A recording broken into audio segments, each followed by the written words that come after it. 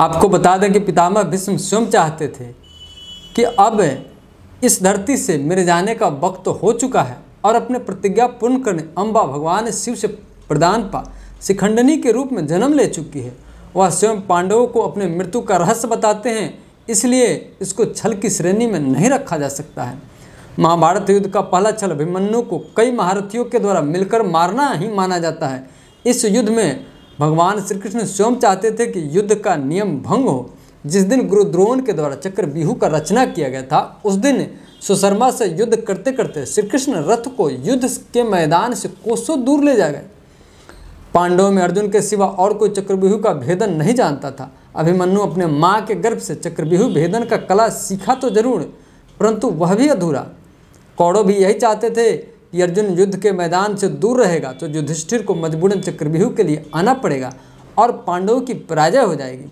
परंतु अपने ताऊ की चिंता दूर करने एक सुकुमार बालक कूद पड़ता है रन बांकुड़ों के बीच। जैसे एक छोटा सा जहाज समुद्र की सीना चीरते आगे बढ़ता है, उसी प्रकार अभिमन्यु कौरवों की सेना को चीरते हुए बढ़ता जा रहा था। हजारों सेना और 7 महारथियों के बीच एक अबोध बालक अपने प्रक्रम से सबके दांत खट्टे कर रहा था। भगवान श्री कृष्ण यह चाहते थे कि एक बार युद्ध का नियम टूट जाए, वरना कौरव सेना में जिस प्रकार के महारथी थे उनको नियम के अनुसार वध करना असंभव था। अभिमन्यु के वध के बाद पितामह भीष्म के बनाए सारे युद्ध नियम टूटने लगे। तभी तो इस युद्ध में दैत्य घटोत्कच का आना और गुरुद्रोण, कर्ण और दुर्योधन का नियम तोड़कर वध करना संभव हुआ। और अभिमन्यु के मरने के पीछे उसका पूर्व जन्म का भी हाथ था। अभिमन्यु चंद्रमा का पुत्र बच्चा था। चंद्रमा कभी नहीं चाहते थे कि उनका पुत्र पृथ्वी पर जाकर महाभारत का युद्ध लड़े, परंतु विवश होकर चंद्रमा को अपने पुत्र को धरती पर भेजना पड़ा। चंद्रमा की क्या व्यवस्था थी, आइए जानते हैं। जब श्री हरि नारायण ने धर्म की स्थापना के लिए पृथ्वी पर अवतार लिया, तब उनका साथ देने के लिए उनके साथ देवताओं को भी जन्म लेकर धरती पर आना पड़ा। देवता या तो स्वयं आते या अपने अंश रूप में अपने पुत्र को भेजते थे। जब भगवान विष्णु का 8वां अवतार भगवान श्री कृष्ण के रूप में होता है, तब ब्रह्मा जी ने सभी देवताओं को बुलाकर कहा, आप सब अपने अंशावतार के रूप में भगवान विष्णु का सहायक बन धरती पर जन्म लें। सभी देवताओं ने अपनी सहमति दिया, परंतु चंद्रमा अपने अंश बच्चा को भेजने से इनकार कर दिए।